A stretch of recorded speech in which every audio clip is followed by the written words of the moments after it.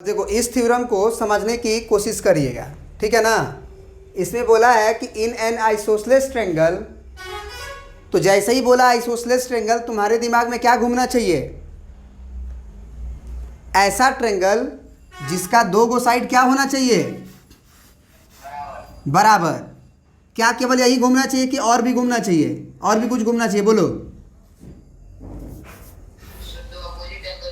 हाँ, दोनों दो साइड अगर बराबर है तो साइड के बराबर का सामने का एंगल भी बराबर होगा। ये रटा हुआ होना चाहिए। अब ये दोनों बात आइसोसेलेस जैसे ही हो, ये दोनों बात याद आ जानी चाहिए।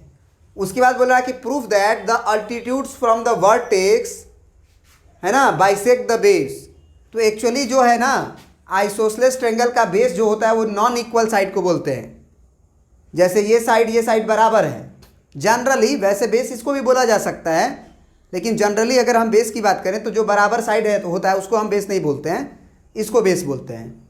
तो कह रहा है कि इस बेस के ऊपर अगर आप अल्टीट्यूड डालें, ट्रायंगल का अल्टीट्यूड बनाएं, तो वो ट्रायंगल का अल्टीट्यूड जो होगा वो बेस को बाइसेक्ट कर देगा। बेस को क्या कर देगा?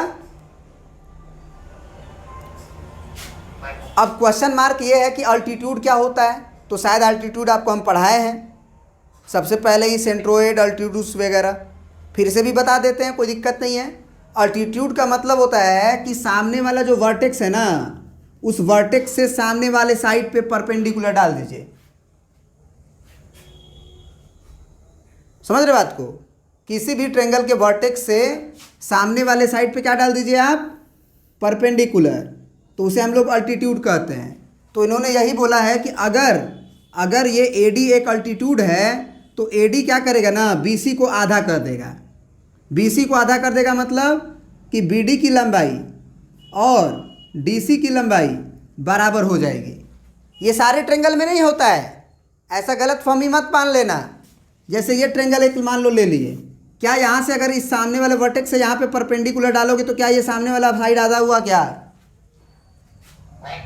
तो आइसोसेलेस में ही ऐसा होता है कि अगर आप किसी वर्टेक्स से नहीं, बेस के सामने वाला वर्टेक्स से अगर सामने परपेंडिकुलर डालो, अल्टीट्यूड बनाओ, तो वो अल्टीट्यूड सामने वाले बेस को आधा कर देगा। इसे भी प्रूफ करने में देर नहीं लगेगा। फिर से हम दोनों ट्रायंगल को कॉन्ग्रुएंट करेंगे। आप इसे अल्टीट्यूड बोल रहे हो तो ये 90 डिग्री हुआ, ये 90 डिग्री हुआ। बोलो, अल्टीट्यूड बोल रहे हो तो। उसके बाद बताओ ये वाली लेंथ के बराबर होगी आइसोसेलेस ट्रायंगल बोला है तो।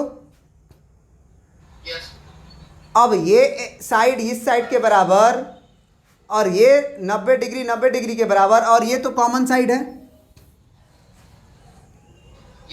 तो दो गो साइड बराबर हो गया और एक गो एंगल 90 डिग्री हो गया, तो साइड एंगल तो होता नहीं है, लेकिन यहां पे एंगल तो 90 डिग्री है, तो हमारा आरएचएस तो लग जाएगा ना। राइट एंगल हाइपोटेनस साइड, क्योंकि हाइपोटेनस के बराबर, एक साइड के बराबर। समझ गए?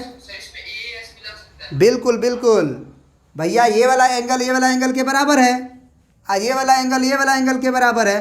तो दो गो एंगल बराबर है और एक गो कॉमन साइड बराबर है, चाहे ये वाला साइड बराबर है। हमको तो ज़्यादा इंफॉर्मेशन मिल गया। कोई भी तरीका से वो कॉन्ग्रुएंट प्रूफ हो, जब कॉन्ग्रुएंट हो जाएगा तो करस्पॉन्डिंग पार्ट से सारे थ्योरम्स लग जाएंगे। साइड एंगल साइड भी लग जाएगा, एंगल साइड एंगल भी लग जाएगा। समझ रहे हो? साइड भी लग जाएगा। जब सब के बराबर हो जाएगा तो नहीं लग जाएगा सारा थ्योरम लग जाएगा। तो कहानी समझ में आ गई? तो चलिए लिख देते हैं फटाक से। देखिए, तो हमने गिवन में लिख दिया कि हमें इस ट्रायंगल एबीसी में AB की लंबाई AC के बराबर दी गई थी, साथ में साथ हमको एंगल B एंगल C के बराबर दिया गया था क्योंकि आइसोसेलेस ट्रायंगल था, और AD के बारे में बताया गया था कि वो अल्टीट्यूड है। तो अगर AD अल्टीट्यूड है तो हम यहाँ पे लिख सकते हैं कि एंगल 1 बराबर एंगल 2 बराबर 90 डिग्री, क्योंकि दोनों एंगल 90 ही होगा। तो 1 भी 90, 2 भी 90। अब हमने 2 प्रूफ में लिखा है कि हमें प्रूफ करना है कि BD की लंबाई DC के बराबर होगी। अब हमने प्रूफ में क्या किया, डायरेक्ट हमने लिख दिया कि A D B is congruent to A D C, A D B is congruent to A D C. कैसे, तो ए डी की लंबाई ए डी के बराबर कॉमन, फिर एंगल 1 बराबर 2 90 डिग्री, और ए बी बराबर ए सी, ए बी बराबर ए सी। तो ये आपका राइट एंगल हो गया, ये हाइपोटेनस हो गया, साइड हो गया, इससे कॉन्ग्रुएंट हो गया। या फिर एक बच्चे ने बोला कि सर ए डी बराबर ए डी थी और एंगल बी एंगल सी के बराबर था और एंगल 1 एंगल 2 के बराबर था, तो हम कह सकते हैं एंगल एंगल साइड। इससे भी ये प्रूफ हो गया।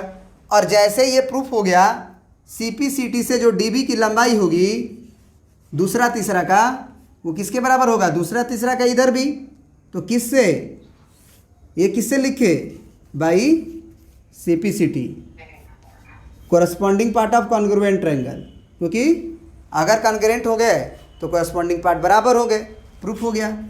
समझ गए बात को, प्रिंट कर लीजिए।